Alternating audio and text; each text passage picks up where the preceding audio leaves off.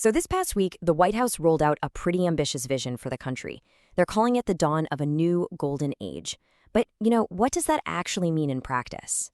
Today, we're going to break down the key policies and the big ideas behind this claim, using the administration's own words to really understand their roadmap for America. Let's get into it. Right, so this is the headline. This is the central promise we're hearing from the administration. And listen, they're not just talking about making things a little bit better. They're framing their first year back in office as a complete, top-to-bottom national turnaround. It's a huge claim, and really, it's the thread that ties together every single policy we're about to talk about. So, how are they building this case? Well, we're going to follow their playbook. We'll start with the economy, then we'll move into homeland security.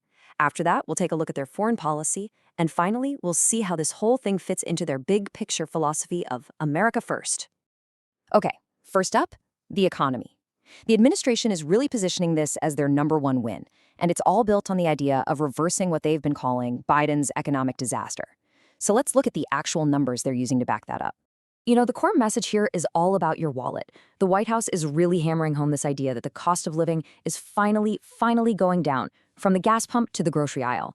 It's a message of a direct, tangible relief for American families. And here's the number they're leading with: 2.4% inflation.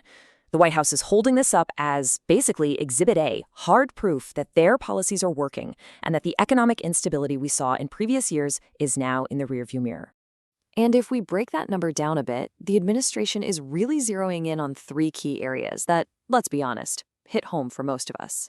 They're taking credit for lower gas prices thanks to their energy policies, and they're pointing to a cooling housing market for both mortgages and rent. I mean, these are the everyday costs that people feel, and they are absolutely central to the White House's economic story. This brings us to the real bottom line, right? What does all this actually mean for your paycheck? The White House is drawing a super sharp contrast here. They're claiming a massive turnaround in real wages. It's a really powerful argument, and it's all built on this direct comparison of purchasing power between the two administrations. Now, a huge part of this economic story is, of course, tax cuts. The administration is calling the Working Families Tax Cuts Act a total game changer. And as you can see, the focus is on these key areas, all designed to put more money in people's pockets. The White House is saying these cuts are directly responsible for that nearly 15% jump in the average tax refund. All right, let's switch gears and turn to homeland security and public order. The administration is framing this as a battle on 2 fronts. 1, securing the border, and 2, making American cities safer. And their language here is incredibly strong, with a heavy focus on what they are calling ending the invasion. This quote from the president really just cuts right to the heart of their immigration policy. It sets up a very clear framework. American citizens come first. This is basically the guiding principle behind all of the actions that we're about to see.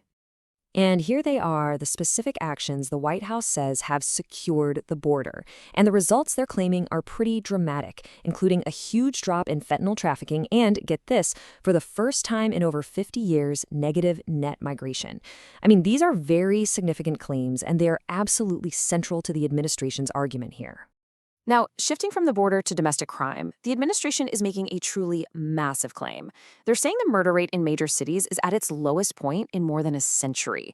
If true, that would be an absolutely historic turnaround. So let's look at the city-level data they're using to back this up. So to support that huge national claim, the White House is pointing to these specific cities.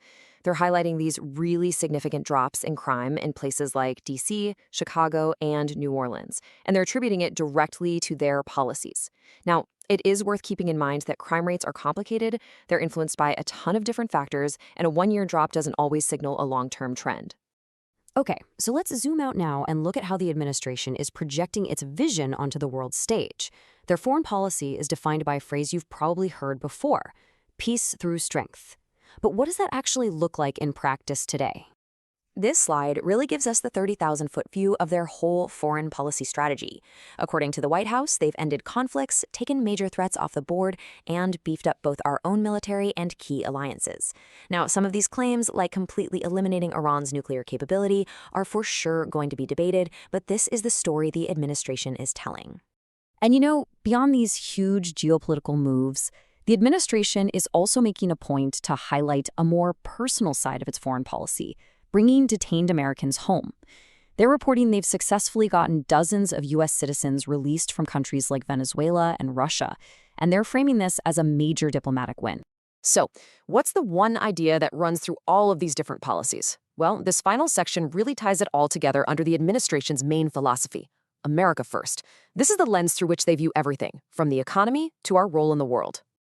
And right at the very heart of the America First agenda is energy.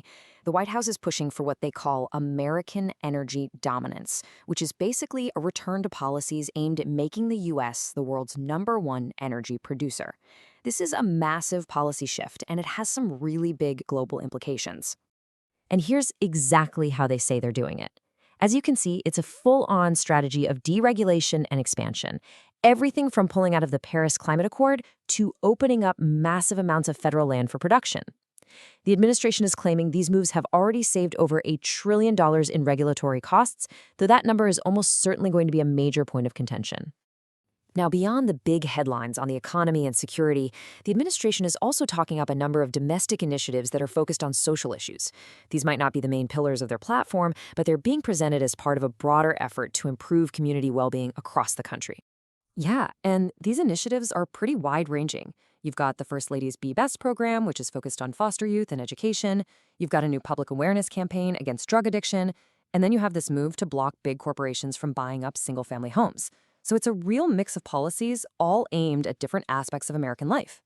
And at the end of the day, this is how the White House is framing the political choice for Americans. They're presenting their own agenda as a pretty common-sense focus on lowering costs and securing borders, while painting their opposition with a very broad brush of, quote, radical policies. It's classic political messaging, right? Designed to create a really clear, simple contrast for voters. So when you put it all together, the picture the White House is trying to paint is one of a nation reborn. From the economy to the border, from our cities to the world stage, the message is crystal clear. America is back, and it's stronger than ever. At least, that's the narrative. The administration has laid out a very clear and a very confident vision for a new golden age. But as we've seen, behind the bold claims and the impressive-sounding numbers, there are still a lot of questions to be answered. What this America First framework will truly mean for the future of the country and the world, well, that remains to be seen. Thanks for joining me.